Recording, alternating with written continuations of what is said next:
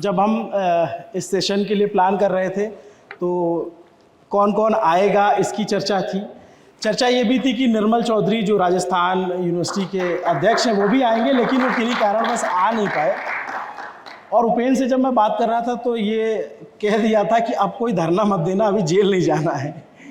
तो इन्होंने हाल फिलहाल कई बार इन्होंने जेल का दौरा किया है। तो बात आपसे ही शुरू करते हैं उपेंद्र, क्या है आपकी लड़ाई, क्या है सरकारों से? क्योंकि चुनाव आते हैं और देखते हैं, सब कहते हैं युवा युवा युवा, और युवाओं के नाम पर बड़े बड़े वादे करते हैं, लेकिन चुनाव जीतने के बाद भूल जाते हैं। जब पेपर लीक की समस्या पूरे देश की है, चुनाव होंगे, सारे नेता समर्थक वोटों के लिए मर जाएंगे, लठ मारकर गाड़ कर बैठ जाएंगे कि एक भी वोट इधर से उधर नहीं जाना चाहिए। ऐसा कोई नेता है कि युवाओं के पेपर के लिए बैठ जाएगी, एक भी पेपर लीक नहीं होना चाहिए? बोलता है कोई नेता? कोई रोजगार और नौकरी के लिए बोलता है? नहीं बोलता। क्योंकि नेताओं का बेटा और बेटी LDC, third grade, second grade, patwari, stenographer, पशुधन सहायक, पशु परिचय, फर्स्ट ग्रेड, सेकंड ग्रेड, इनकी तैयारी करता ही नहीं, उनका आवश्यकता ही नहीं है। एक गरीब का, किसान का, आम आदमी का बेटा और बेटी तैयारी करते हैं, और उनके भविष्य को बेचने वाले बड़े दलाल हैं जिनको संरक्षण प्राप्त है। बड़े बड़े लंबे वादे किए जाते हैं। मैं पूछना चाहता हूं राजनेताओं के, आपके माध्यम से मैं धन्यवाद देना चाहूंगा, आपने मंच दिया, और ये मंच पूरे देश के युवाओं के लिए एक बड़ी आवाज बुलंद करने का काम कर रहा है। मैं आपको बताना चाहता हूं कि नेताओं के चुनाव सही समय पे होते हैं, उनकी शपथ सही समय पे होती है, उनकी एग्जाम यानी कि वोटिंग सही समय पे होती है, परिणाम सही समय पे आता है, और ज्वाइनिंग यानी कि वो जो विधानसभा में या लोकसभा में शपथ लेते समय पे लेते। क्या युवाओं के समय पे रोजगार नहीं मिलना चाहिए? क्या वादे पूरे नहीं होने चाहिए? नहीं हो पाते। बड़े बड़े लच्छेदार भाषण देते हैं, जब उनको पेपरों को बेच दिया जाता है तो कहते हैं दोबारा करवा देंगे। पेपर लीक माफिया को पकड़ लिया। आप बता दीजिए, एक भी पेपर लीक माफिया जेल के अंदर कितने दिन रहता है? आप उम्र कैद की सजा का प्रावधान या 5 रुपये लटकाने का प्रावधान बनाइए, उनको अंदर जेल में सड़ना चाहिए जो युवाओं के भविष्य के साथ खिलवाड़ करते हैं। क्या ऐसा नियम नहीं बन सकता? लंबे लंबे भाषण देते, एक पार्टी उसको कहती है आप कितने पेपर लीक हो गए, आप कितने पेपर लीक हो। ये प्रतियोगिता चली है आपस में आप लोगों की, आप गिना रहे हो, आप कहिए कि हमने कितने युवाओं को रोजगार दिया, कितनों का भविष्य बचाया, और कितने पेपर लीक माफिया को जेल में डाला। ये प्रतियोगिता होनी चाहिए। मेरी आत्मा रोती है, 11 साल 8 महीने से मैं संघर्ष कर रहा हूं। जब युवाओं का चेहरा देखता हूं, जब मैं इनके हाथ फैलाता हूं, उनके सामने जाता हूं, कभी तो उत्तर प्रदेश जाना पड़ता है। आपने देखा होगा वो कंप्यूटर अनुदेशक भर्ती, जब आपसे मुलाकात हुई थी, संविदा पे भर्ती निकाली, तो वहां जाने के बाद मुख्यमंत्री जी ने बुलाया। गुजरात गया तो मुख्यमंत्री जी ने बुलाया। तो हर बार हम बड़ा कुछ करते थे, मुलाकात होती है, आसानी से मुलाकात नहीं हो पाती है। युवाओं के भविष्य के बचाने के लिए, उनके सपनों के लिए कभी अनशन करना पड़ता है, कभी लाठियां खानी पड़ती है, कभी सड़कों पर सोना पड़ता है, कभी गुजरात, कभी लखनऊ, कभी कहां जाना पड़ता है, और बदले में लाठी और मुकदमे मिलते हैं। आज युवा बेरोजगार तरसता है रोजगार के लिए, नौकरी के लिए। नेता अब जाति के नाम पर, युवाओं के नाम पर वोट लेने के लिए आने वाले हैं। लेकिन मेरे युवा समझदार है, इस बार पूछना कि मेरे पेपर लीक बेचे गए थे, पेपरों को बेचा गया था, तब आप कहां थे? हमारे सपनों को बेचा गया था, तब आप कहां थे? हमारी भर्तियों की घोषणा हुई, अभी चुनाव में राजस्थान में हर कोई कह रहा है कि मुझे वोट इस पार्टी से मेरे को वोट मिल जाए, इस विधानसभा क्षेत्र से मुझे इस पार्टी से टिकट मिल जाए। कोई ये नहीं कह रहा कि 1 लाख पदों पर भर्तियों की घोषणा हुई थी, उनकी विज्ञप्तियों का क्या हुआ? जो प्रज्ञाधीन भर्तियां, उनका क्या हुआ? जो 4500 पद काट दिए गए थे, उनका क्या हुआ? त्यागपत्रित पदों का क्या हुआ? कोई नहीं पूछेगा। सब नेता हाँ हम युवा हितैषी है, एक भी नेता नहीं बोल रहा। अभी यहाँ आने से पहले भी मैं कर्मचारी चयन बोर्ड जाके आया हूँ कि वो पशु परिचय भर्ती 5900 पदों पर है, उसकी विज्ञप्ति कब जारी होगी? बोले 2-3 दिन में जारी करने की कोशिश कर रहा हूँ। सुबह शाम ये सोचता हूँ मेरे युवाओं को कब न्याय मिलेगा। अब मैं संघर्ष करता हूँ, अरे यार ये तो कहीं बीजेपी से जुड़ा होगा, कहीं कांग्रेस से जुड़ा होगा। मैंने कहा मैं युवाओं से जुड़ा हुआ हूँ, मेरी कोई पार्टी नहीं, मेरी पार्टी युवा है। देश का एक भी ऐसा व्यक्ति बता दीजिए, 11 साल 8 महीने आज हो चुके, मैं लगातार संघर्ष कर रहा हूं, दोनों पार्टियों में संघर्ष किया, ना जाने कितनी बार यातनाओं का सामना करना पड़ा। ऐसे मुकदमे दर्ज कर दिए गए कि उपेंद्र यादव ने जमीन पे कब्जा कर लिया, जब जिसमें एफआईआर में नाम नहीं, चालान में नाम नहीं। मैं पूछा जेल से छूट के आया उस अधिकारी को, कम से कम वो जमीन तो बता दीजिए जिसपे कब्जा किया, मैं किराए के मकान में रहता हूं, मेरे काम तो आए। ऐसे ऐसे महात्मा गांधी जी के बाद हमने आधुनिक भारत में दांडी यात्रा 1100 लोगों के साथ 150 किलोमीटर दांडी यात्रा निकाले। हालांकि मुख्यमंत्री अशोक गहलोत जी से कई बार मुलाकात हुई, कई मांगे हमारी पूरी की है, लेकिन जो हालात ये बने हैं कि वित्तीय स्वीकृति दे दी, 3 दिन 4 दिन बचे, आचार संहिता लग जाएगी, उन भर्तियां कौन निकालेगा? पंचायत राज जैन, कनिष्ठ अनुदेशक है, शिक्षक भर्ती 3800 पदों पर। मुझे हर आंकड़े याद है, एक भी नेता को आंकड़े याद नहीं है। 200 एमएलए मैं चुनौती दे रहा हूं, उनको पता नहीं डीओपी सेक्रेटरी कहां बैठता है, पंचायत सेक्रेटरी कहां बैठता है, उनको नहीं पता, नहीं पता। केवल वो भाषणबाजी करते हैं। हमें पता है कौन सा अधिकारी कहां बैठता है, कौन सी फाइल कहां है, किस युवा बेरोजगार का भविष्य कहां अटका हुआ है, कौन लटका रहा है, कौन झूठ बोल रहा है, हर चीज का पता है, हर भर्ती का पता है, हर युवा का दर्द का पता है, पेपर लीक का दर्द का पता है। बड़ी मिली भगत चली है, ये पेपर लीक माफिया मेरे युवाओं के सपनों को बेचने का काम कर रहे हैं। बड़ी बड़ी धमकियां हमें मिलती है, हमें क्या क्या समस्याओं का सामना करना पड़ता है। लेकिन मैंने कहा उपेंद्र यादव न झुका है न झुकेगा, अंतिम सांस तक युवाओं के लिए लड़ेगा। तो उपेंद्र, आप युवाओं की लड़ाई लड़ते हैं। एक युवा है जो सरकारी नौकरी के लिए प्रयासरत रहता है, कोशिश करता है और सालों मेहनत के बाद उसे हासिल करता है। कई बार पेपर लीक होते हैं या उसकी लड़ाई आप लड़ रहे हैं। जिगीषा जोशी हैं जो ये सरकारी भर्ती और सरकारी नौकरी के इतर एक अपनी दुनिया आपने तलाशी। कैसे जिगीषा आप एकदम से इंस्टाग्राम पे आना और उसके बाद मेवाड़ी टच में बात करना, कहाँ से शुरुआत हुई इसकी?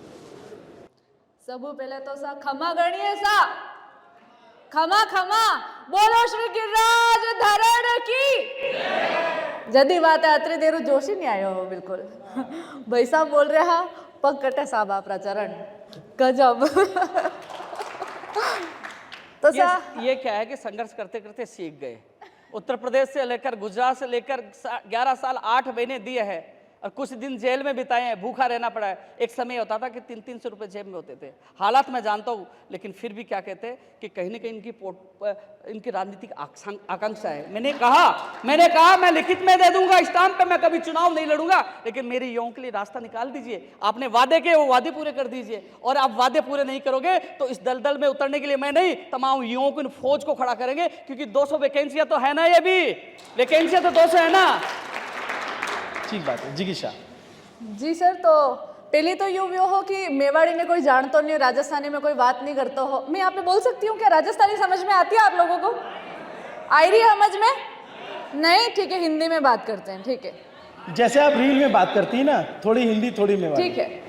तो सर बात ऐसी है कि पहले शुरुआत करी थी एक छोटे से वीडियो से, जिसके अंदर सिर्फ एक एक्सेंट था कि राजस्थानी एक्सेंट में हम बात कैसे किया करते हैं। तो मैंने पहला वीडियो वो डाला था और उसके बाद में पता चला कि लोगों के अंदर अब भी राजस्थानी कहीं जिंदा है, लोग अभी भी चाहते हैं उसको बोलना। और मुझ में ये एक अलग सी चीज़ थी, एक यूनिकनेस थी, उसको मैंने उस पर काम किया और अब मैं इस मंच पे हूँ मेवाड़ी की वजह से। जी, आप जयपुर इससे पहले कितनी बार आई? ब्याह में आई ही साहब, जी रहा मणियों पहला कभी नहीं आई। कभी और दूसरे शहर जाना हुआ? नहीं, मैं आज पहली बार ऐसे प्लेन में भी, आज हवाई जहाज में पहली दान बैठी हूँ आज। और हम लोग तो देखते हैं तो लगता है कि जैसे शहर में या फिर कहीं आना जाना होता होगा, आपका कंटेंट जो होता है वो ज़्यादातर ग्रामीण अंचल का होता है। तो ग्रामीण राजस्थान की ग्रामीण महिला और खासकर की ग्रामीण युवा लड़की, उसके लिए क्या क्या चैलेंजेस हैं और कैसे वो अपनी राह बना सकती है?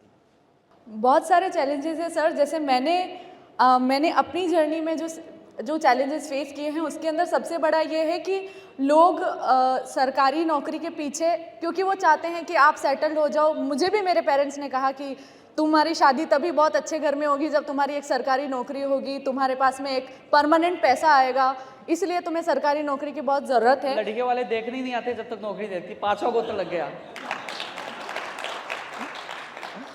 सही है सर भी, लेकिन मेरा ऐसा मानना है कि अपने अंदर एक यूनिकनेस है, उसको निकालना चाहिए बाहर और खुद कला के प्रति भी जागरूक होना चाहिए। हमेशा हमें पैसों के पीछे और इनके पीछे अगर नौकरी करने लगे तो इंसान मशीन बन जाएगा ना। इसीलिए मशीन नहीं बने और हम इंसान बने, इसलिए कला के प्रति हमें जागरूक होना चाहिए, उस पर काम करना चाहिए। और मेरी तो सबसे यही है, सरकार से भी मेरी यही एक रिक्वेस्ट है कि प्लीज़ हमारी स्किल डेवलपमेंट पे काम किया जाए, प्राइमरी लेवल पे स्किल डेवलपमेंट पे काम करें। जो 10वीं पास करके बच्चों को पढ़ा रहे हैं प्राइमरी स्कूल्स के अंदर, उनको नहीं, और बहुत जो पीएचडी जिन्होंने पीएचडी करी है साइकोलॉजी में, चाइल्ड साइकोलॉजी में, उन्हें हायर किया जाए, उन्हें प्राइमरी लेवल पे पढ़ाया जाए, तो वो बच्चों को फिगर आउट करेंगे उनकी एक छोटी कि इसमें इस बच्चे में किस बात की रुचि है, क्या है इसका कार्य, तो वो उसको उस रुचि के ऊपर काम करेगा और उसको फिर उसी के आगे बढ़ाएगा। और मुझे ऐसा लगता है पैशन ही प्रोफेशन बन जाए तो कमाल हो जाता है। अच्छा, ऐसा होता है क्या कि आपको मेले में जाने के लिए नानी से पूछना पड़ता है, दादी से पूछना पड़ता है? स्कूल की टीचर जो है बैग चेक करती हैं कि काजल है कि नहीं है? बिल्कुल ऐसा होता है। मतलब ये आपके कंटेंट है, मैंने जो देखे, आप जो कंटेंट हमें और उसमें आपने लिखा है ट्रू इवेंट। बिल्कुल। और जैसे 8 बजे के बाद घर से बाहर जाना अलाउड नहीं है। जैसे अभी तो मेरा थोड़ा काम बढ़ गया, तो अभी 10 बजे हो गया, 10 बजे तक आ सकती हूँ मैं घर पे। लेकिन उसके बाद में मम्मी के फ़ोन आने लग जाते हैं कि 10 से 5 मिनट भी लेट हुए तो आप घर आ जाओ, क्योंकि माहौल ऐसा नहीं है। वो उनके भी अपने कारण है, मम्मी पापा भी इसलिए नहीं जाने देते हैं क्योंकि बाहर वो ऐसा सोचते हैं कि बाहर जाओगे तुम्हारे साथ कुछ छेड़छाड़ हुई, तुम्हारे साथ कुछ गलत हुआ तो नहीं, अभी नहीं जाना। और फिर तो यही है कि ब्याह पचे धड़ी लारे घूमो परो कहीं भी करो। तो अभी हमारा वो भी होने वाला है, शादी होने वाली है, लेकिन फिर भी अभी ये है कि नहीं, ब्याह हो जाए उसके बाद ही। ये भी एक बहुत बड़ा डर है और इसकी वजह से भी बहुत सारी लड़कियां बाहर नहीं जा पाती हैं। और मेरे मम्मी पापा ने समझा, क्योंकि जब मैंने इससे पैसा कमाना शुरू कर दिया था इस प्रोफेशन में आके, जब तक नहीं कमाती थी तब तक यही पूछते थे कि ये तो सब शौकरा चीज़ है, थोड़ी सरकारी नौकरी की तैयारियां कर लो, रीट दे दो, पढ़ पाचा वही सर ने बात करी, पेपर आउट, हम घर पे। रीट का पेपर दिया था आपने? जी मैंने दिया था। अच्छा, उस पर भी आएंगे, हम बात करेंगे। हम प्रतीक जी पे आते हैं। प्रतीक, आप इंजीनियर हैं, आपने MBA भी किया, उसके बाद आप राजनीति में आ गए। ये ऐसा शिफ्ट कैसा, एकदम पैराडाइम शिफ्ट हुआ? देखिए, मैंने 2008 के आसपास इंजीनियरिंग मेरी कंप्लीट की। उसके बाद में मैंने याहू में जॉब करी 2-2.5 साल। उसके बाद वो मुझे बाहर भेजना चाह रहे थे, इंडिया के बाहर। तो मैंने इंडिया में रह कर के, अपने लोगों के बीच रह कर के काम करना ज़्यादा प्रीफर किया। वापस जयपुर आ गया। जयपुर आने के बाद में कुछ नेहरू को पढ़ा, कुछ गांधी को पढ़ा, तो मेरे मन पे एक अलग छाप पड़ी और मैंने कोशिश की कि जो सोसाइटी ने मुझे दिया है वो वापस दिया जाए। तो कुछ दिन यूनिवर्सिटीज़ के अंदर अलग अलग टेक्निकल ट्रेनिंग्स भी दी, कुछ प्राइवेट यूनिवर्सिटी में, कुछ सरकारी यूनिवर्सिटीज़ में, और फिर मैं कांग्रेस पार्टी से जुड़ गया। और अभी भी मेरा धैर्य यही है कि समाज को वापस दिया जाए, क्योंकि मैं नेहरू से बहुत ही ज़्यादा प्रभावित हूँ। तो मेरा मानना यह है कि जब पंक्ति में खड़े हुए आखिरी व्यक्ति का उद्धार होगा, तभी इस राजनीति का, आपका, मेरा, तभी कोई योगदान है, नहीं तो सब बातें हैं। उपेन ने बहुत अच्छी बातें बोली। ये ज़रूर है कि पेपर लीक एक राष्ट्रीय समस्या है, इसमें कोई दो राय नहीं है। हरियाणा में, राजस्थान में, गुजरात में, मध्य प्रदेश में तो हमने व्यापम देखा है। उत्तराखंड में हमने देखा पिछले दिनों किस तरीके से लोग, हमारे जो छात्र हैं वो सड़कों पे थे और लाठियां भाजी गई। ये ज़रूर है कि पेपर लीक एक पूरे समाज के ऊपर या सरकार के ऊपर एक धब्बा होता है, लेकिन सरकार पेपर लीक के बाद किस तरीके से कार्रवाई करती है, उस तरीके से सरकार की कार्रवाई को आंका जाना चाहिए। पिछली सरकार में, वसुंधरा जी की सरकार में, RAS, RJS का पेपर लीक हुआ, RPMT का पेपर लीक हुआ, 26 पेपर गुजरात में पेपर लीक हुए और बाकिया ने, लेकिन कोई कार्रवाई नहीं की गई। मैं अनेक जब डिबेट में जाता हूँ, पूछता हूँ भाजपा के प्रवक्ताओं से कि आप मुझे 2 कार्रवाई बता दीजिए, तो वो 2 कार्रवाई नहीं बता पाते मुझे नाम लेकर के। और फिर आपके इस मंच के माध्यम से फिर पूछ लेता हूँ, पेपर लीक हुआ राजस्थान में, तो पेपर लीक में राजस्थान की सरकार ने कार्रवाई की। भूपेंद्र सारण आज जेल में है, RPSC का मेंबर आज जेल में है, शेर सिंह मीणा आज जेल में है। और रही भर्तियों की बात, तो हमने 2013-2014 में नेताओं के भाषण सुने थे कि 2 करोड़ रोजगार प्रतिवर्ष देंगे। तो अगर 2 करोड़ रोजगार प्रतिवर्ष के हिसाब से 18-20 करोड़ रोजगार मिल जाते, तो ना तो उपेन को ये बातें बोलनी पड़ती कि बेरोजगारी बहुत ज़्यादा हो गई है, ना मेरे ये जो युवा साथी यहाँ पे बैठे हैं वो उनको बोलने की ज़रूरत पड़ती कि हम संघर्षरत हैं, और सबको नौकरियाँ मिल जाती। जो राजस्थान की सरकार ने, मेरे पास डेटा है अभी मोबाइल में, लगभग 2.5 लाख लोगों की को या तो नियुक्ति दे दी है या नियुक्ति प्रक्रियाधीन है। अगले 1 महीने के अंदर और भी बहुत सारी भर्तियां, उसमें नियुक्ति मिल जाएगी। और 40-50 हज़ार नौकरियां ऐसी है जिसकी वैकेंसी का पूरा विज्ञापन जारी हो चुका है, कुछ का कैलेंडर भी जारी हो चुका है। जनवरी, फरवरी, मार्च, अप्रैल के अंदर जब हमारी अगली सरकार बनेगी तो उसके अंदर नौकरियाँ देंगे। लेकिन हाँ, जैसा जिगीशा ने बोला और मैंने भी महसूस किया, मैंने अपनी ज़िंदगी में कभी कोई सरकारी नौकरी के लिए अप्लाई नहीं किया। मेरा पहला पैकेज 2008 के अंदर 13 लाख रुपए सालाना का पैकेज था। उसके बाद मैं गूगल से भी जुड़ा रहा, तो मुझे मेरा मानना ये है कि हमको वर्सेटाइल होकर के सोचना और चाहिए। अपनी आईटी कंपनी भी बनाई। हाँ, मैं अपनी आईटी कंपनी है मेरी, अभी मैं फाउंडर हूँ, और टॉप 500 जब स्टार्टअप्स थे 2016 के अंदर इंडिया के, तो उसमें से मेरा एक था। मैं राजस्थान गवर्नमेंट में भी स्टार्टअप रजिस्टर्ड हूँ, और मैं 1000 से ज़्यादा बाहर के प्रोजेक्ट्स हम लोग करते हैं, यूके, यूएस, ऑस्ट्रेलिया, न्यूजीलैंड, यहाँ के प्रोजेक्ट करते हैं हम लोग। तो 1000 से ज़्यादा प्रोजेक्ट कर चुके हैं। तो मेरा तो युवाओं को यही एक संदेश है कि सरकारी नौकरी के पीछे नहीं भागें। जो मैंने महसूस किया है, सरकारी नौकरी से ज़्यादा युवा प्राइवेट जगह कमा सकता है, 2 गुना, 3 गुना, 5 गुना, 10 गुना। सरकारी नौकरी में आदमी बंध के रह जाता है। तो मेरा तो यही कहना है कि आप सरकारी नौकरी कर रहे हैं या सरकारी नौकरी की तैयारी कर रहे हैं, बहुत अच्छी बात है, करिए, लेकिन आप उसको अगर नहीं मिले तो निराश मत होइए, आप दूसरे करियर ऑप्शन भी देखिए। स्किल डेवलपमेंट है और बहुत सारी चीज़ें, मैं बता रहा हूँ, मैं तो इंजीनियरिंग के बाद में बहुत सारी चीज़ें एक्सप्लोर किए। मैं ऑलमोस्ट दुनिया, अपने हिंदुस्तान की 7-8 कंट्री या 7-8 सिटी में रह करके मैंने जॉब की है, एक्सपीरियंस लिया है। तो सरकारी नौकरी अगर नहीं मिली तो आपकी दुनिया अंत नहीं हो जाती। वो 5% चीज़ें, 95% अभी चीज़ें और एक्सप्लोर करना बाकी है। तो बात आपकी सही है कि सरकारी नौकरी के इतर भी जहाँ बहुत है, लेकिन जो नौकरियाँ आती हैं ज़रूरी नहीं है कि क्या वो एकदम पारदर्शी हो, उनमें कभी पेपर लीक ना हो, क्योंकि युवाओं में एक आक्रोश तो रहता है सरकारों के प्रति। उसको कैसे एड्रेस करते हैं आप? नहीं, आपने अभी मैंने बताया कि पेपर लीक पूरा देशव्यापी एक समस्या है। राजस्थान की सरकार ने 2 साल बाद, क्योंकि अब 2 साल पहले तो कोई चुनाव भी नहीं थे, तो 2 साल पहले हम एक कानून लेकर के आए जिसके अंदर 10 करोड़ रुपए तक का आर्थिक दंड का प्रावधान किया गया। अभी जो सज़ा था उसका प्रावधान बढ़ा करके भी उम्र कैद तक का किया गया। तो मुझे लगता है कि ये कुछ कड़े संदेश देने पड़ेंगे, कुछ लोगों को जेल में डालना पड़ेगा, कुछ की प्रॉपर्टी अटैच करनी पड़ेगी, तभी ये पेपर लीक जो माफिया पूरे हिंदुस्तान में पनपा है वो ख़त्म हो पाएगा। ये कड़े संदेश जा रहे हैं क्या? सवाल यह है कि पहले तो मैं सरकारी जॉब का जवाब दे दूं। मैं गांव का रहने वाला हूँ। एक परिवार में 10 सदस्य होते हैं, तो 10 सदस्य अपने माँ बाप उनको तैयारी करवाते हैं। एग्जाम हो गया, लेकिन किसी न किसी अच्छा पेपर होता है, वो इंतजार करते हैं, एक बेटे की नौकरी लगी तो 7 पीढ़ी का भला हो जाएगा। और जो प्राइवेट की बात करें ना, तो 9 बच्चों को कह देते कि आप प्राइवेट जॉब कुछ भी कर लो। गाँव में अपने हिसाब से वो देख लेते कि 9 बच्चे को नंबर नहीं आ रहा, तो वो अपने हिसाब से प्राइवेट क्षेत्र में चले जाते हैं। लेकिन एक बच्चा इस इंतजार में रहता है कि उसको सही समय पे नौकरी मिल गई, पेपर लीक नहीं हुआ, कोर्ट में भर्ती नहीं अटकी, पद नहीं काटे गए, समय पे रोजगार मिल गया, तो इस परिवार का भला हो जाएगा। ये सच है। और दूसरी बात, घोषणा क्यों की जाती है? नेताओं पे लगाम लगनी चाहिए ना। क्यों घोषणा की जाती है कि 1 लाख, 2 लाख, 15 लाख? ये घोषणा नहीं होनी चाहिए, सपने नहीं दिखाने चाहिए, सपने दिखाई तो पूरे करने चाहिए। लगाम तो नेताओं पे लगनी चाहिए। चुनाव आयोग को संज्ञान लेना चाहिए। मैं किसी पार्टी के प्रतीक काशीवाल जी के लिए बोला कि कांग्रेस से जुड़े हुए, मैं तमाम राजनीतिक पार्टी को लेकर कह रहा हूं, झूठे सपने नहीं दिखाने चाहिए। ये सच्चाई, ये यथार्थ है।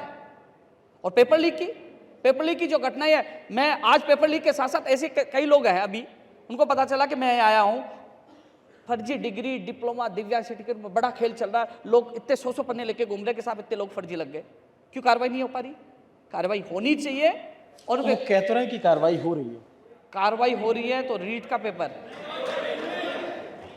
देखो एक चीज कहना चाहूंगा मैं, अन्य राज्यों की तुलना में राजस्थान में भर्तियां खूब आई। माननीय मुख्यमंत्री जी हमारी कई मांगे मानी, लेकिन सवाल यह उठ रहा है कि जो पेपर लीक में बड़े बड़े लोग गिरफ्तार हुए थे, पूछ लीजिए, सारे जेल से बाहर आ गए, जेल से बाहर सारे आ गए। सवाल यह है कि आपने 1 लाख भर्ती की घोषणा की, इनकी चिरंजीवी योजना अच्छी है, कई काम अच्छे हैं। एक समय मुझे लग रहा था कि हम कांग्रेस के साथ जाएंगे और रिपीट कर पाएंगे। यह मेरा भी संकल्प था, युवाओं का संकल्प था, क्योंकि 1 लाख पदों पर भर्तियों की घोषणा की थी। कहा था युवाओं को समर्पित बजट है इस बार। सब लोग खुश आते कि 1 लाख भर्तियों की घोषणा की है, भर्तियां होंगी, लेकिन 21,000 चिकित्सा विभाग की भर्तियों की, मैं आंकड़ा दे दूंगा, हर भर्ती का आंकड़ा दे दूंगा मैं, कि युवाओं के बीच में रहता हूं। 21,000 पदों पर चिकित्सा विभाग की भर्तियां निकली, वो भी आचार संहिता में उलझती नजर आ रही है। वहीं 13,000 पदों पर सफाई कर्मी, इसके अलावा 65 से 66,000 भर्तियां कहां हैं, उनकी विज्ञप्तियां कहां हैं? रही बात अध्यापक भर्ती में 4500 पद कम कर दिए गए। अब सवाल है, मैं सीएम साहब की मंशा पे सवाल नहीं उठा रहा। सीएम साहब ने 550 पदों पर वित्तीय स्वीकृति पंचायत राज जैन भर्ती की दे दी। कनिष्ठ अनुदेशक की 2500 पदों पर वित्तीय स्वीकृति है। 4,500 पे शिक्षा विभाग पे वित्तीय स्वीकृति है। हर भर्तियों की वित्तीय स्वीकृति मिली हुई है, उनकी विज्ञप्तियां जारी क्यों नहीं हो पा रही? रीट पात्रता परीक्षा जो हर साल आयोजित होनी चाहिए, उसके आयोजित नहीं हो पा रही, उसमें पैसे नहीं लगते हैं। तो कम से कम इन अधिकारियों पर लगाम कसिए। आपने वित्तीय स्वीकृति दे दी तो उनकी भर्तियों की विज्ञप्तियां जारी क्यों नहीं हो पा रही? मैं कह रहा हूं आज दावे के साथ, ये 1 लाख भर्तियों का मतलब 40 से 50 लाख शिक्षित युवा बेरोजगार हैं, वो इस आस में बैठे कि मुख्यमंत्री जी कभी भी घोषणा कर सकते हैं। और जैसे ही आचार संहिता लगी तो सोशल मीडिया पर आप देखना हंगामा, युवा जिधर जाएगा सरकार उधर ही आएगी। 2013 में बड़ा रोल रहेगा। यदि युवाओं की अनदेखी हुई तो मैं 100% दावे के साथ कह रहा हूं सरकार रिपीट नहीं होगी, और युवाओं की सुनी गई तो सरकार रिपीट होगी। देखिए, उपेन भाई ने अभी खुद ही स्वीकार किया कि हमने जो बहुत सारी भर्तियां देने के अंदर कोई कंजूसी करी नहीं है और हमेशा भर्तियां दी हैं। और उपेन ये कह रहे थे कि जेल से बाहर आ गए, तो मैं तो नाम गिना रहा हूँ। अभी भूपेंद्र सारण कहाँ है? जेल में है कि नहीं है? और 200 लोग जेल में, मैं तो नाम गिना सकता हूँ। वो फर्जी डिग्रियों के बोरे पकड़े गए तो उनकी जांच हुई आज तक। उपेन यार, मैं जब बोलूँ तो आप सुनिए। और उपेन ने यह भी माना है कि हमारी और भी जो स्कीम लेकर के आए हैं वो भी बहुत अच्छी है। पिछली वसुंधरा जी की सरकार के समय में 75,000 नौकरी मात्र 5 साल के अंदर दी गई थी। अभी मैंने बताया, बहुत लंबी लिस्ट है, करीब मैं आपको नियुक्ति वाइज बता दूंगा कितने पत्ते, कब विज्ञप्ति निकली, कब उसकी ज्वाइनिंग हुई। हमारी सरकार 2-2.5 लाख नौकरियां दे चुकी है, उनसे 3 गुना ज़्यादा। केंद्र की सरकार ने आज तक मात्र 7.5 लाख नौकरियां दी हैं, और ये राज्यसभा के अंदर जवाब दिया है। ये हम नहीं कहते। 22 करोड़ लोगों ने नौकरी के लिए अप्लाई किया, 7.5 लाख लोगों को केंद्र सरकार ने नौकरी दी। तो मेरा सवाल पहला यही था कि अगर केंद्र की सरकार 18 करोड़ नौकरियां दे देते, ना तो उपेन को बोलना की बात जरूरत पड़ती, ना जो मेरे भाई यहाँ बैठे हैं उनको चिल्लाने की जरूरत पड़ती, सबको नौकरी मिल गई होती। और ये जो बेरोजगारी है वो केंद्र और राज्य के पाती की बराबर है। 50% राजस्थान की भी हिस्सेदारी है, 50% केंद्र की भी। तो हमने हमारा काम किया है। जहाँ पे 7.5 लाख नौकरी पूरे देश भर में केंद्र ने दिए, वहाँ 2.5 लाख नौकरी अकेले राजस्थान ने दी है। और हम प्रतिबद्ध हैं, जो बेरोजगार हैं, जो युवा हैं, उनको नौकरी देने के लिए, उनके स्किल डेवलपमेंट के लिए राजस्थान की सरकार प्रतिबद्ध है 100%। तो ये तो रहा सरकारी नौकरी में जो आपकी मांग है और जो वो एड्रेस कर रहे हैं। जिगीशा, मैं आपसे जानना चाहता हूँ कि एक जो आपके जैसा यूथ है, उसको पॉलिटिक्स या सरकार से क्या उम्मीदें होती है, जिसको सरकारी नौकरी से अब लेना देना नहीं है, जो अपनी दिशा खुद से बना रहा है, वो क्या चाहता है कि सरकार की तरफ से क्या क्या काम होते रहे ताकि चीज़ें बेहतर होती जाए?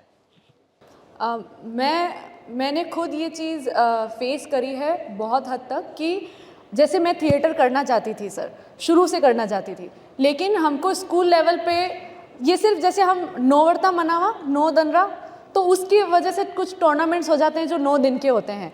मैं चाहती हूँ कि हमारे ये जो सिस्टम है इसके अंदर एक स्कूल लेवल पे एक पीरियड ऐसा हो जो बच्चों के उस चीज़ के लिए हो। जैसे कि मैं थिएटर करना चाहती थी तो एक्ट का हो, या फिर जो कोई बच्ची यहाँ पे है कि भाई हमको फैशन डिज़ाइनिंग करनी है, तो वो शुरू से ही क्यों ना हो। अगर वो शुरू से हो तो वो उसके लिए आगे बहुत आसान हो जाएगा। अब 12वीं के बाद आप हमको कहो कि भाई हाँ अब हमको फैशन डिज़ाइनिंग में जाना है, तो वो नए सिरे से वापस ABCD शुरू से। अब साइन कोस थीटा हमारे कहीं काम नहीं आया, हमारा तो कहीं काम नहीं आया। और इसलिए स्किल डेवलपमेंट पे विचार करना चाहिए, यही सोचती हूँ मैं। तो जैसे आपने तो आप गांव में, अभी भी गांव में ही रहती हैं, आपने एक जनरेशन बदलते हुए देखा होगा। मतलब राजस्थान के लिए बहुत सारे टैबू गढ़े जाते थे, अभी भी बहुत सारी चीज़ें बात की जाती। तो महिलाओं और लड़कियों के लिए आप अपनी दादी नानी को भी देख रही हो, अपनी माँ को भी देख रही हो, और अब आप हैं।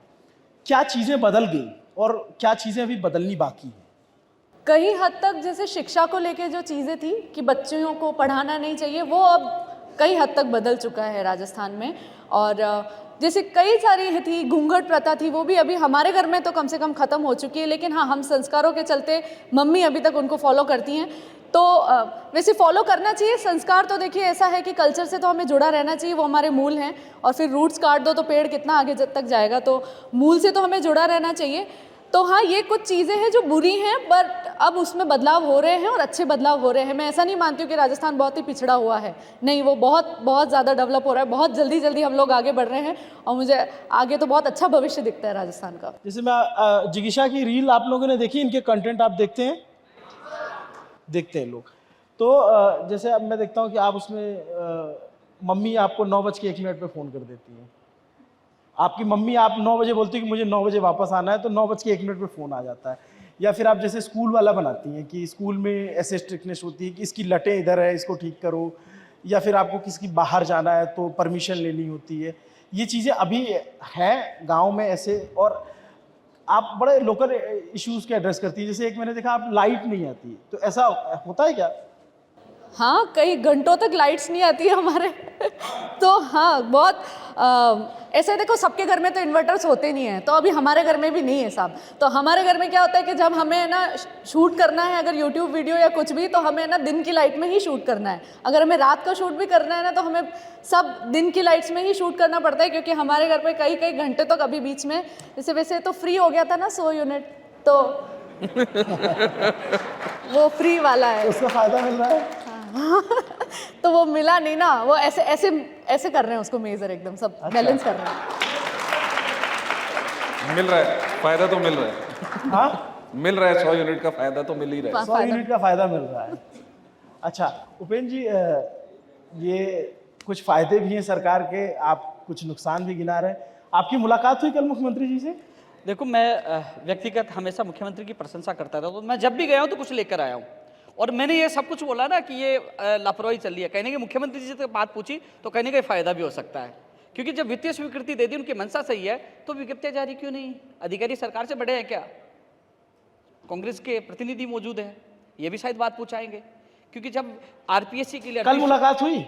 नहीं, कल मुलाकात उनके ओएसडी साहब से हुई थी, और मुलाकात सीएम साहब से कभी भी हो सकती है, लेकिन चुनावी माहौल है। वैसे कितनी बार हो चुकी है अब तक मुलाकात आपकी पिछली सरकार? मैं गुजरात गया तब मुलाकात हुई, लखनऊ गया तब मुलाकात हुई, उपचुनाव हुए जब विरोध हुआ तब मुलाकात हुई। मुलाकात तब तब होती है जब जब बड़ा विरोध होता है, तब बड़ा धरना प्रदर्शन होता है। आप लखनऊ पहुंच जाते हैं, कभी गुजरात पहुंच जाते हैं, राजस्थान में तो आपका जो है चलता रहता है। आपके साथ जैसे आप बता रहे हैं कि 11 साल आप संघर्ष 11 साल 8 महीने 11 साल, तो क्या व्यक्तिगत ऐसा था कि किसी पर्चा पेपर दिया आपने, आपका लीक हो गया, तो आपने वहां से आंदोलन शुरू कर दिया? शुरू कहाँ से हुई जर्नी? देखो, 2013 में शिक्षक भर्ती मैंने दी थी, वो आरटेट का मामला था। उसमें कहा था कि आरटेट में क्राइटेरिया फिक्स कर दिया था 40, 45, 60, और मैंने भी दिया था।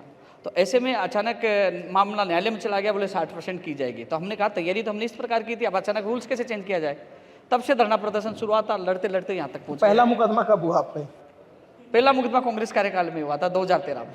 2013 में, ठीक है। फिर उसके बाद जब बीजेपी की सरकार आई तभी जेल में था, लाठी मुकदमे ये था। उनसे भी नहीं बनी? नहीं, काम बहुत हुए हैं। मैंने क्या कभी निजी स्वार्थ नहीं रखा ना। मुझे कई बार जाता हूँ तो कई बार कहते हैं यार अपने लिए तो कुछ मांग तो ले। उस समय मुख्यमंत्री से मुलाकात होती थी? नहीं, उस समय भी होती थी, अभी भी होती है। वसुंधरा जी से मुलाकात हुई? युवाओं में बड़ी ताकत है, मुलाकात तभी भी होती थी। अब ज्यादा हो रही थी क्योंकि अब वर्चस्व ज्यादा बढ़ गया, लोग, परिवार बड़ा हो गया ना, परिवार बड़ा होगा, युवा चाहते हैं। अब जब मैं जाता हूँ, कई बार मिलते हैं राजनेता में, सुबह से शाम तक मुझे कहते हैं कि आप चुनाव लड़ोगे। कई कहते हैं यार बेरोजगार छोड़िए, अपना बताइए आपको क्या करना, अपना भी सोचिए। लेकिन मैं अपना क्या सोचूं? मैं देखता हूं, जब मैं जन सुनवाई करता हूं, 200-300 लोग आते हैं, उनका चेहरा देखता हूं, उनके आंखों में आंसू देखता हूं, इतनी पीड़ा होती है। मैं इतना अपने आप के सोचता हूं कि यार मैं, ऐसा लगता है कि जो 11 साल 8 महीने में 2.5 से 3 लाख लोगों को नौकरियां दिलाई, इसमें सहयोग किया, ऐसा लगता है मैंने कुछ नहीं किया। मैं अपने आप को मजबूर महसूस करता हूँ कि मैं कुछ करूँ, लेकिन कर नहीं पा रहा कि सिस्टम के आगे मजबूर हूँ। ज़्यादा कुछ करता हूँ तो जेल में डाल देते हैं, षड्यंत्र हो जाते हैं। लेकिन ये जरूर कि मुख्यमंत्री जी से जब जब मिला हूँ तो मैं कुछ लेकर आऊँ। मेरे युवा कुछ बैठे हैं, मैं उनको एक मेरी पर्सनल पीड़ा बताना चाहूँगा। पर्सनल, क्योंकि मैं 10 मांग लेके जाता हूँ, अभिनव जी 10 लेके जाता हूँ, 5 हो गई, 5 तो खुश हो गए, 5 इसलिए नाराज हो जाते हैं कि उपेंद्र यादव ने 5 मांगे पूरी नहीं करवाई। विरोध करिए, मैं क्या सोचता हूँ, मैं विरोध करूँगा तो 5 और अटक जाएंगी। मैं वो व्यक्ति हूँ कि जिसको भी मिल रहा है, जिस भी परिवार में खुशी आ रही है, मिल जाए। देश में सबसे ज्यादा युवाओं में 12 बार आमरण, आईसीयू में 4 बार चला गया। मैंने सोचा राम राम सत हो जाएगा, बच गया। लेकिन मेरी जो जीवन की सबसे जो बुरी रात थी 19 नवंबर 2022 की, जब झूठे मुकदमे मुझे जेल में डाल दिया गया। मैं पूरी रात भर रोता रहा। क्या मुकदमा था? मेरे मुकदमा यह था कि 2016 में कोई जमीन के कब्जे का कोई मुकदमा दर्ज हुआ। हाँ, एक मुकदमा आपके दर्ज है ये, तो उसमें एफआईआर में नाम नहीं, चालान में नाम नहीं है, और 10 अक्टूबर को उसकी सुनवाई है। मैं नाइलम गया हूँ, मुझे उम्मीद है, लेकिन मुझे इस बात का मैं पूरी रात भर रोता रहा। मैं इसलिए रोता रहा कि मैंने किसी भी युवा से, मैं लाइव कह रहा हूँ, सारे युवा बैठे, मैंने कभी किसी युवा को नहीं कहा कि मुझे टेंट की व्यवस्था कहाँ से करनी है, आप सहयोग कर दीजिए। कहीं किसी को कुछ नहीं बोला। सुबह निकलता हूँ, कई बार डीजल के पैसे भी नहीं होते हैं, लेकिन मैं युवाओं के लिए निस्वार्थ भागता हूँ। लेकिन मैंने सोचा कि आरोप इतना बड़ा लग गया जब किराए के मकान में रहता है। लेकिन मुझे कई अधिकारी ने हौसला दिया, उन्होंने कहा कि नहीं, सत्य में जयते, आप सही हो, हम जानते हैं आपको गलत फंसाया गया है, आप हौसला मत तोड़िए, आप आगे बढ़िए। और उसके बाद मैं जब बाहर आया, मैंने 11 रैलियां की कि कानून लाया जाए, और फिर माननीय मुख्यमंत्री जी से 12 मार्च को मुलाकात हुई और उम्र कैद का कानून देश में पहली बार राजस्थान में आया और संघर्ष की जीत हुई, और 11 रैलियां जिसमें हजारों की संख्या में लोग आए। और मुझे हौसला मिला, क्योंकि जब बड़ी बड़ी खबरें छपी थी, क्योंकि मीडिया की गलती नहीं है, क्योंकि प्रेस नोट ऐसे जारी हुआ था, तो लोगों को लगा कि जब मैं आया बाहर, जब मैंने सोशल मीडिया पे देखा 500 कमेंट में 499 कमेंट मेरे पक्ष में, मुझे लगा सत्यमेव जयते, ये मेरा कर्म है, लोग मेरे साथ खड़े। और पूरे हौसले के साथ 11 रैलियां जिसमें हजारों, एक ट्वीट किया कि मैं आज जोधपुर पूछ रहा हूँ, आज नागौर पूछ रहा हूँ, और वहां हजारों के लोग, इतना प्यार और मान सम्मान मिला। इसलिए मैंने कहा कि एक बार नहीं 1000 बार जेल में डाल दीजिए, सत्य के लिए लड़ूंगा और युवाओं के लिए लड़ूंगा, लड़ता रहूंगा। आपका और जो मुख्यमंत्री जी है उनका रिश्ता, एक निदा फाजली का एक शेर है कि खूब पर्दा है कि चिलमन से लगे बैठे हो, सांप छिपते भी नहीं सामने आते भी नहीं। तो मिलते हैं, आधी मांग पूरी हो जाती, आधी नहीं पूर्ति होती, लेकिन मिलते हैं, ये अच्छी बात है लोकतंत्र के लिए। नहीं, मैंने अभी उदाहरण दिया, मिलने से कुछ मिलता है, पीछे एक कदम कर लेते हैं, वो काम होने के बाद दोबारा चले जाते हैं, और उसी समय दोबारा चल जाएंगे तो 5 और कैंसिल हो जाएंगे।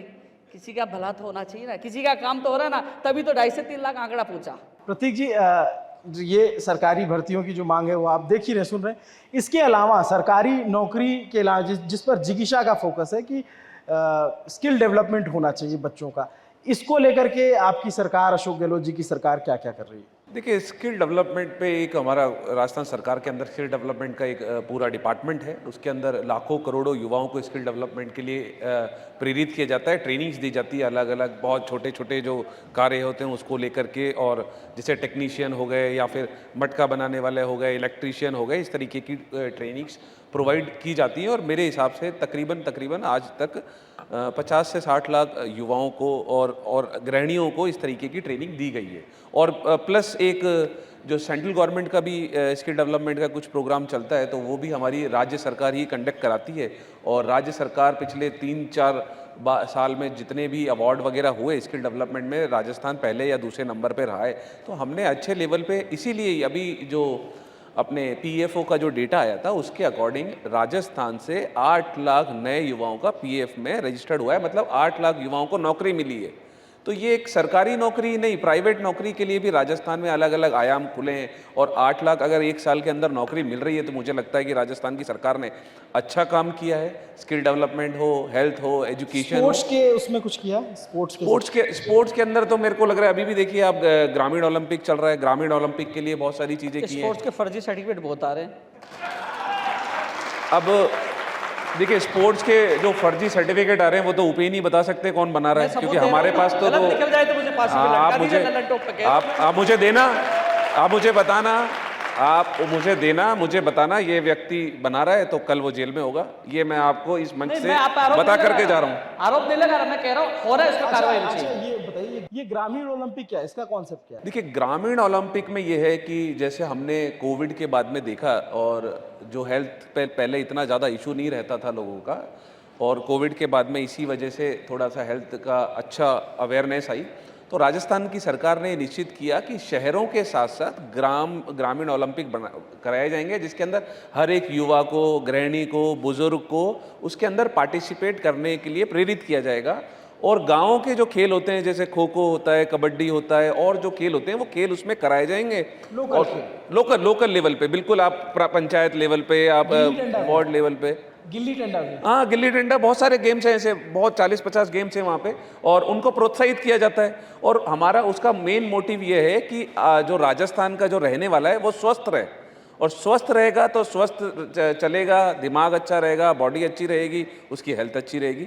यही हमारा मोटिव है। तो एक सर्वांगीण जो विकास होता है, जो सरकार का जो काम होता है कि आर्थिक, सामाजिक, सोशल, जो सारी चीज़ें, सारा वेलफेयर है, वो राजस्थान की सरकार ने 5 साल में इंश्योर किया है। अच्छा जिगीशा, जैसे ये कह रहे हैं कि ग्रामीण ओलंपिक हो रहा है, तो खेलने कूदने में बहुत सारे बच्चों का मन लगता है। बहुत से बच्चे होते हैं जिनका पढ़ने में मन नहीं लगता, और वो जो है अपने मार्क्स जो है छिपाते हैं मम्मी से, और उसके बाद जो है वो अपने नंबर गलत भी बना लेते हैं अपने रिजल्ट में। ऐसे बच्चों के साथ क्या करना चाहिए? ये तो आप मेरी बात कर रहे हैं सर। नहीं, मेरे को लग रहा है सभी ऐसे रहे। सभी ऐसे रहे, ये तो बहुत ही खुशी होगी मुझे जान के। क्या है ये, क्या करती थी आप अपनी माँ? तो क्योंकि पहले कोरोना ने आके काफ़ी मदद करी है। देखिए ऐसा है कि कोरोना ने बहुत नुकसान किया, लेकिन एक ये चीज़ का फ़ायदा ज़रूर किया है कि सब घर में बैठे थे तो हम लोग चल रहे थे, और हम चल रहे थे तो हम कमा रहे थे, और हम सही कमा रहे थे। तो हमें ये ऐसा लगता है कि हमारे अंदर कला थी और उस वजह से हमने काम किया। अब दूसरी बात ये है कि सबने हमको बोला कि भाई पढ़ाई अच्छी करोगे तो तुम्हें नौकरी अच्छी मिलेगी, नौकरी अच्छी मिलेगी तो तुम्हारे पति अच्छा आएगा, फिर तुम्हारे जो है बढ़िया तनख्वाह आएगी और उससे तुम बढ़िया घर बनाना। इससे ज़्यादा और कोई मिडिल क्लास फैमिली का क्या सपने, यही सपने होते हैं। और हमारा था रानी बनने का, तो ऐसा यही सोचा था बस। और अभी सब लोगों ने मेवाड़ी बाई कह के उसी ये एक उस ओहदे के थोड़ा सा नीचे तक तो मैं पहुंच चुकी हूँ कि एक उस भाषा को मैंने इतना आगे तो बढ़ा दिया है। तो बात ऐसी है कि ये जब हम मार्क्स छुपाते हैं तो क्योंकि हमारे पास कोई ऑप्शन नहीं है सर, उसके बाद में अगर हमारे पास में मार्क्स अच्छे नहीं आ रहे हैं, हमारी क्लास के अंदर फेल हो रहे हैं, तो स्कूल से निकाल दिया जाता है। प्राइवेट स्कूल का तो यही है, फिर हमको सरकारी में जाना पड़ता है। फिर सरकारी के अंदर भी सब कहते हैं कि कारण बताओ, नोटिस आ जाएगा तुम्हारी वजह से हमारे, तो तुमको यहाँ पे भी एडमिशन नहीं देंगे। फिर हमको सर्व शिक्षा अभियान के तहत वाले लॉ लगाओ, फिर हमको एडमिशन मिलेगा।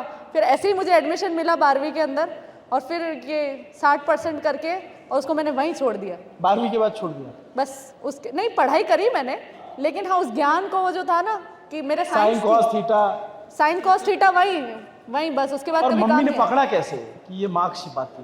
फेल हो गई ना सर, मैं तो सबको 70% बता रही थी। कितना?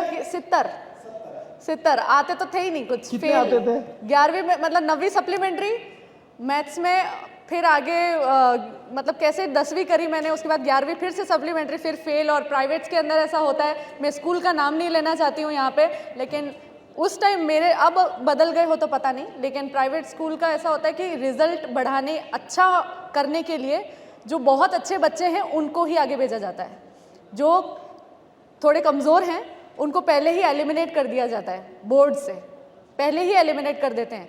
और ऐसा कहा, मेरे साथ ऐसा हुआ है कि जैसे कि मैं अगर फेल हो गई तो उसके बाद में मुझे ऐसे शर्त रखी थी कि अगर तुम्हें रिपीट करना होगा यहाँ पे, और अगर रिपीट नहीं करोगी तो तुम्हें हम रिज़ल्ट बढ़ा के, चीटिंग जो कि मेरे नंबर आए भी नहीं है, हम रिज़ल्ट बढ़ा के उतना दे देंगे कि आपका एक सरकारी स्कूल के अंदर एडमिशन हो जाएगा। तो इस तरह की चीटिंग्स भी बहुत चलती है, और ऐसे ही बच्चे फिर वहाँ स्कूल से पास होके, क्योंकि वो 19 नंबर तो यहीं से भेज देते हैं। तो ऐसे एजुकेशन का क्या फ़ायदा? तो वो ऐसे ही बच्चे, उसके बाद में आगे तो आरक्षण भी लगा हुआ है, और आगे बहुत सारी ऐसी चीज़ें लगी हुई है जिसके अंदर सर मेरे जैसे बच्चे का नंबर तो आना बहुत मुश्किल है।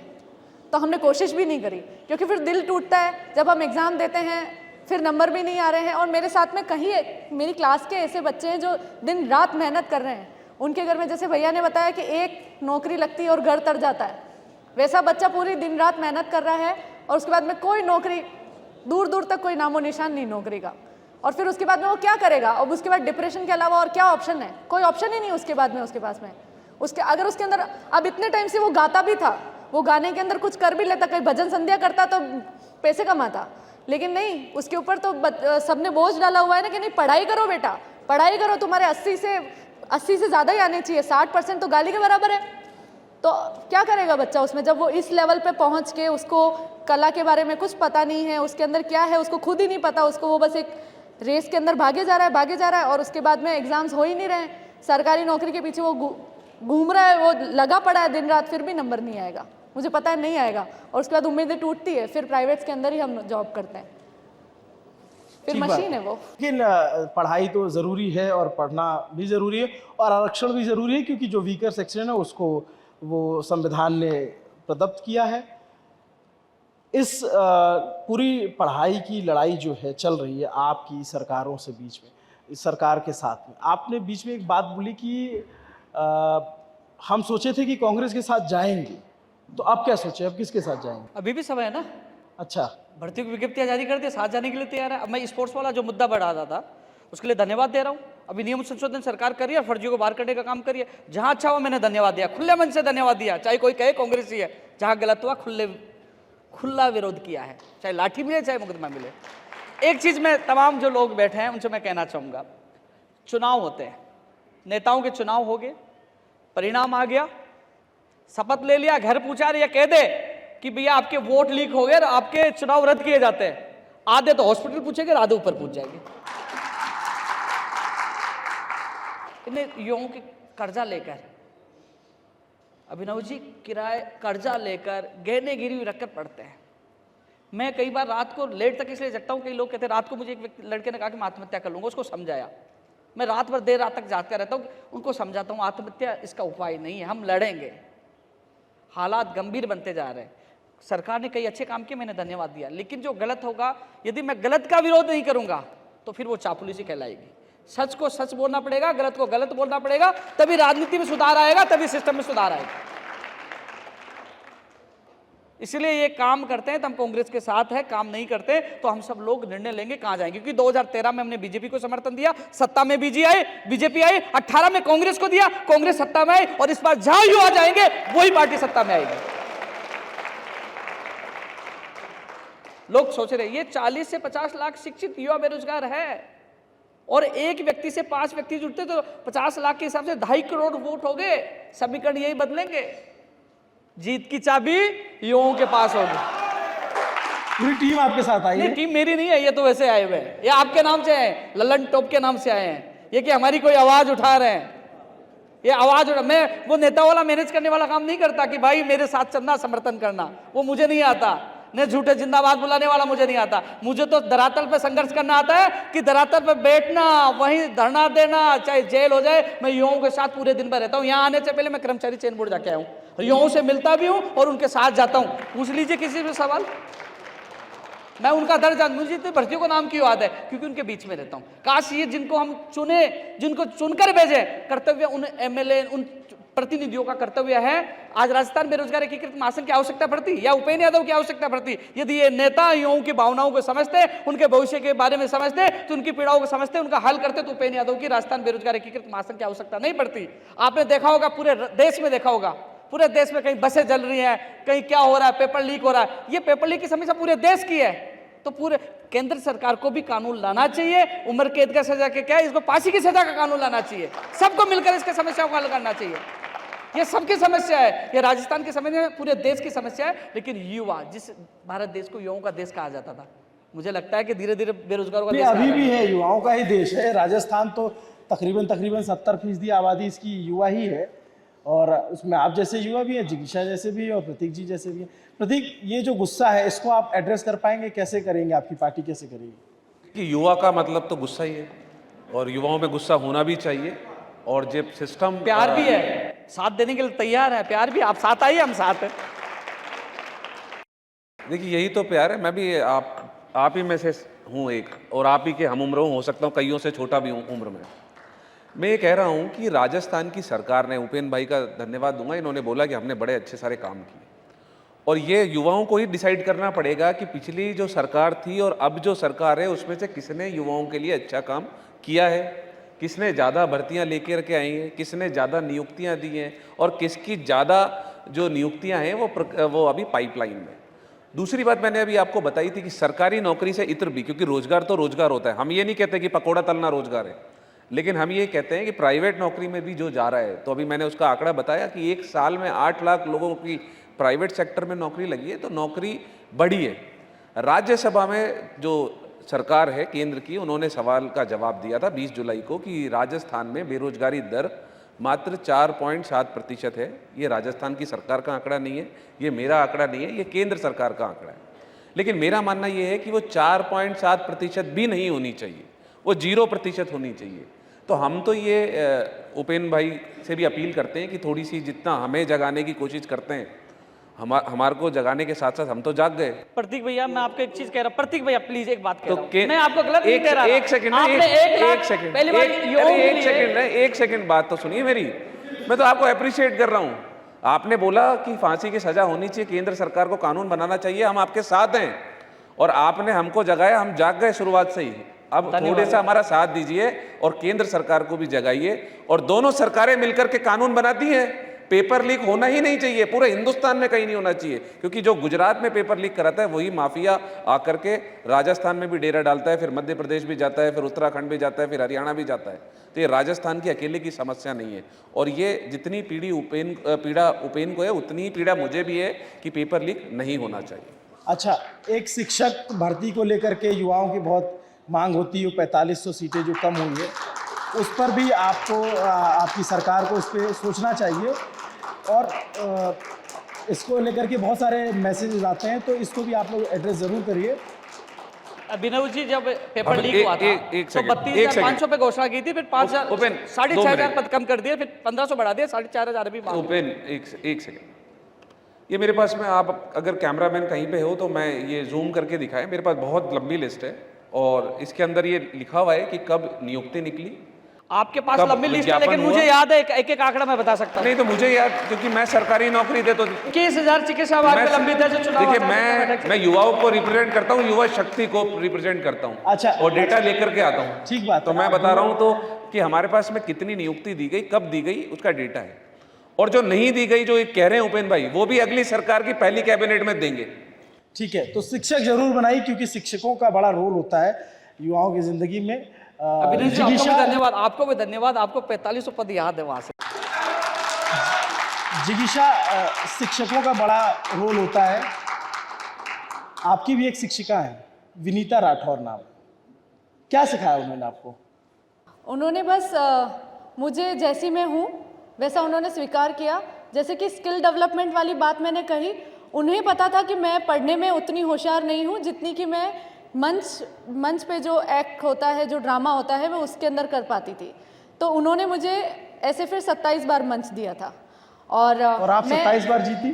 जी, मैं 27 बार पहला अवार्ड लेकर आई हूँ अपने कॉलेज की एकमात्र मैं ऐसी हूँ। सिंगिंग भी करती हैं आप?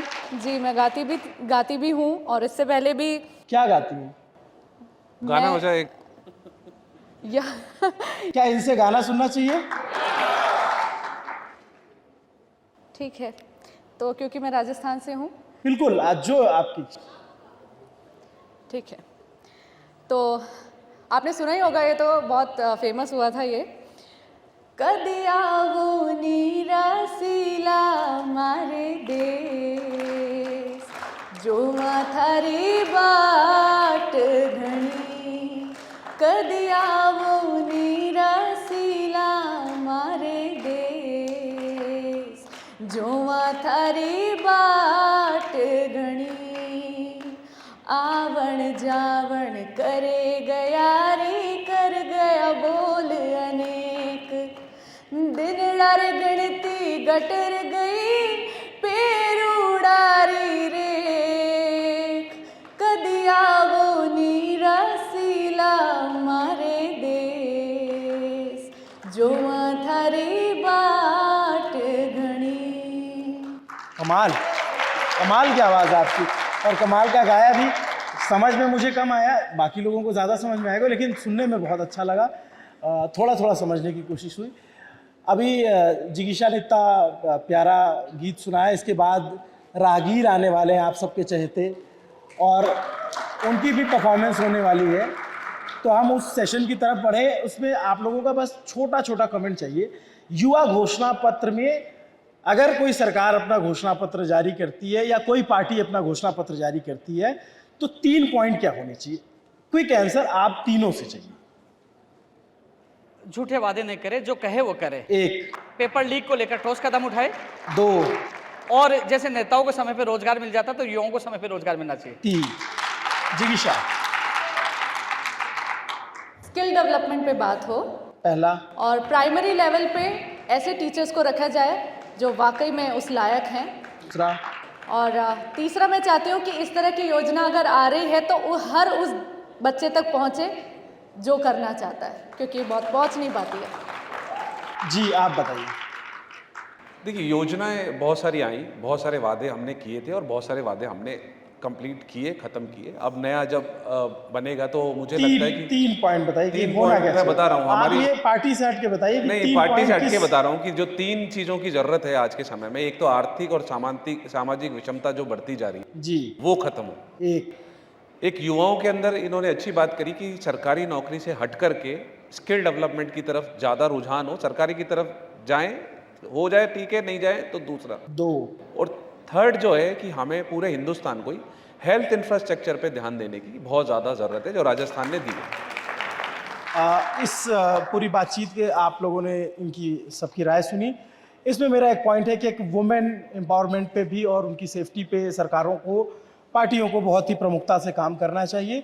आपको तीनों हमारे मेहमानों की बातें सुन करके कैसा लगा, ज़रूर आप इनसे फीडबैक शेयर कीजिएगा, हमसे शेयर कीजिएगा। अब हम आगे बढ़ते हैं अगले सेशन के लिए। बहुत बहुत शुक्रिया आप लोगों का।